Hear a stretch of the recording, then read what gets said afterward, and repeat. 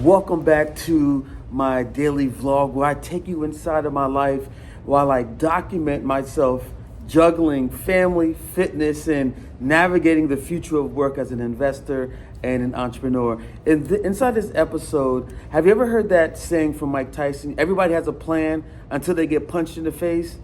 Well, that's what happened inside this episode. I'm not going to take too much time talking to you. Check it out here. Let me ask you a quick question.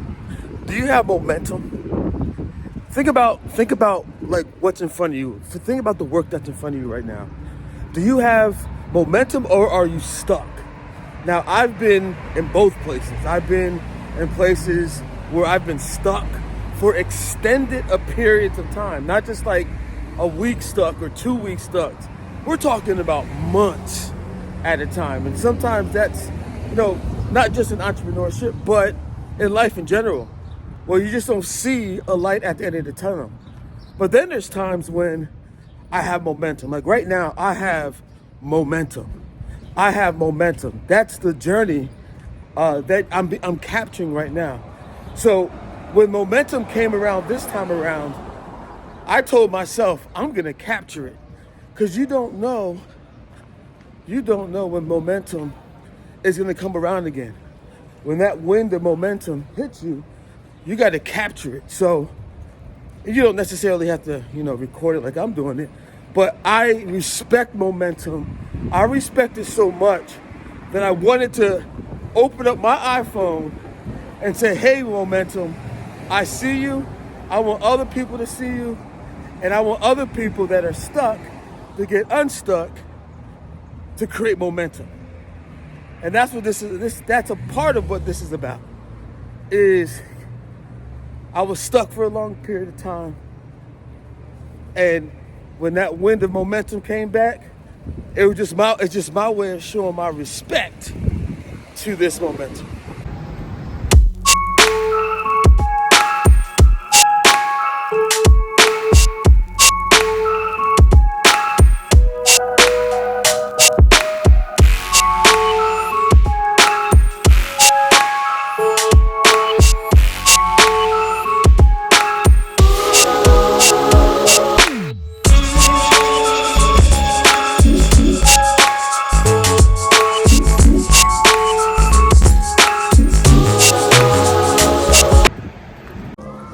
Here at Transfer Cafe. Haven't been here maybe in a week or so, and sometimes you forget how the coffee tastes.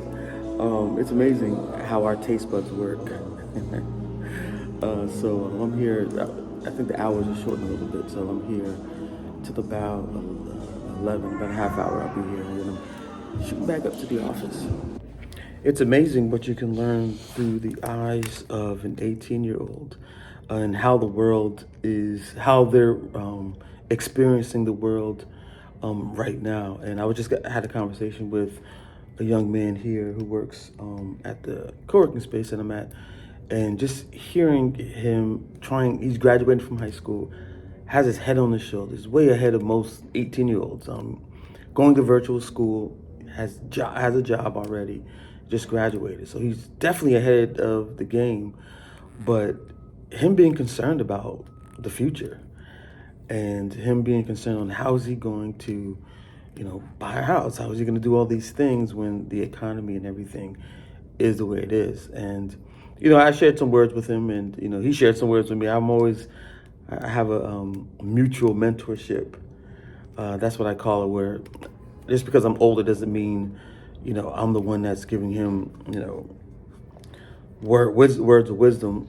That's messed up. But he was giving me some of his insight and what he's seeing, from his perspective. And it's always good to gauge. It's always a good way to gauge like where we're at in the world. Just you listen to the kids, listen to the youth, because they're going to tell you what they're feeling. Very rare do you hear a 18-year-old like this concerned about their future. And just questioning college, and he's very smart. He was telling me how he was good in biology. He was looking at being a doctor. He has paths, but he has different paths. But he's passionate about barbering, being a barber.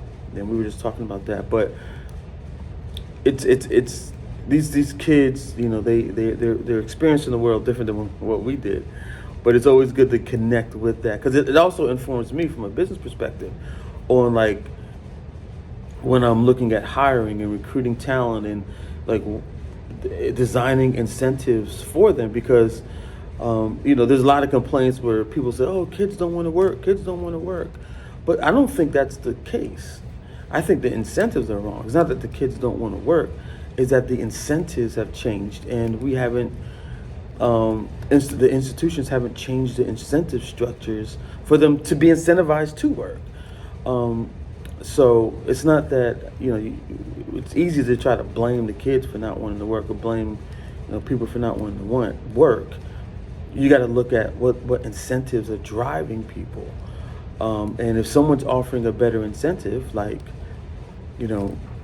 one of the episodes I did about, young people wanting to be YouTube creators as like the top career choice, the incentives align. Like who does not want to get paid to be to be their absolute self?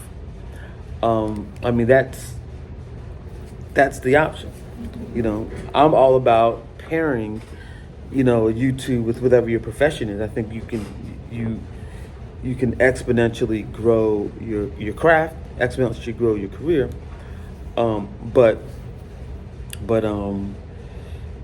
Yeah, so it was really, really, really good to, touch base with Romeo. I see him pretty much, not every day, but weekly. But today we had a really good conversation and it just made me see like how to approach the youth and always listen. They're going to tell you the truth.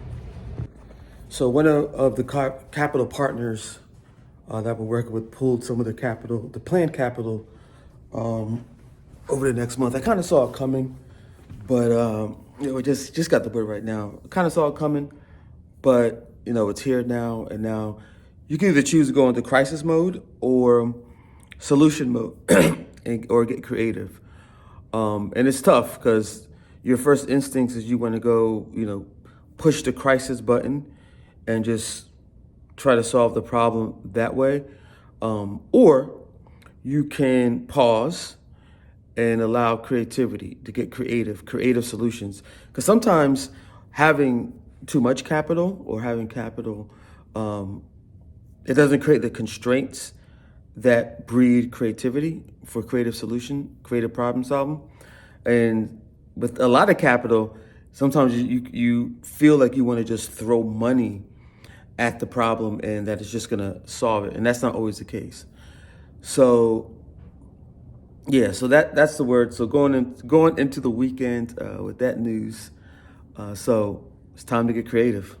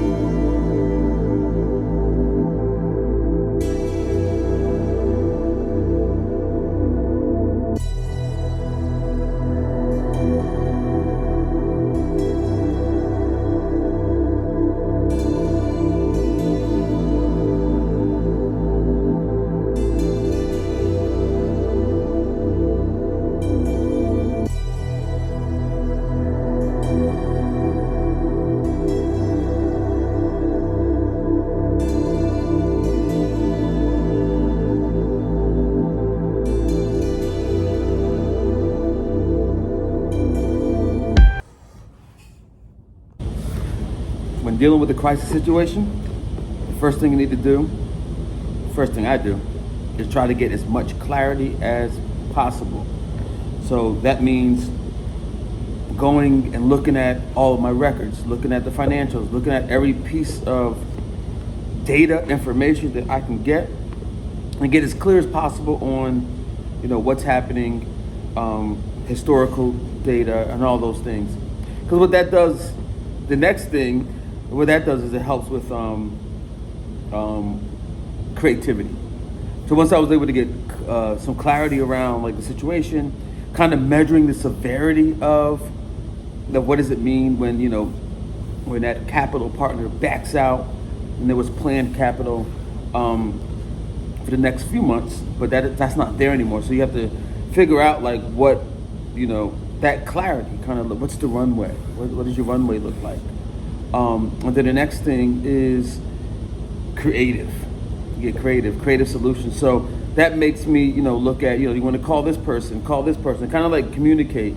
And then once you have the creativity, that's the last one, is just communicate that out.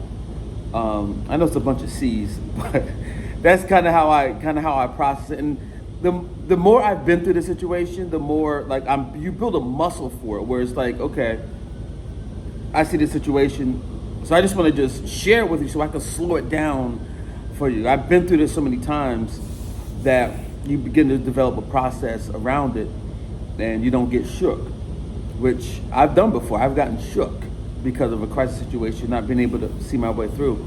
But the first thing, like I said, is to get some clarity or just calm. Let's really build this out. So I get calm, calm myself down. Because at first, when you get the news of that situation, like what I just did, you're not calm. Your brain just goes in crisis mode. So that was the first thing. I had to get calm. Once I got calm, came out of that calm, then I started to get some clarity around the landscape of this particular project. So there's multiple projects, but businesses in the portfolio. So I just had to look at this one particular one, and had to get clarity around it. Once I got that clarity, then you can just see my mind shift into creativity. Like, okay, I can do this, I can move this around, I can do this, we can do this, and then see like what the resources were that we had available, and then we just be creative with those resources, to allocate those resources. And that process is still going on. Like a lot of this stuff is still going on. I'm just spitballing with you, like off the top of my head. And then once those things are in place, you communicate those things out. Like, okay, I'm going to call this person, I'm going to call this person, we're going to be on the same page. And once you start, once that communication is out, then you can start to complete those tasks, and then kind of just ride the wave, because it's always going to get better. Not all the time, but most of the times it'll turn around. It's just you have to ride that wave for as long as that wave is there. So that's my real time, in the moment crisis management.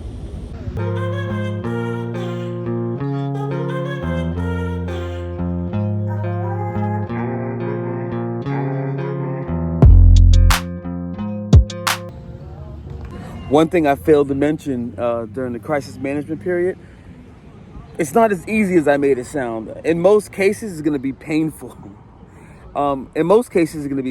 But it's a pain that, I don't know, you get used to, kind of, but it's a part of the process,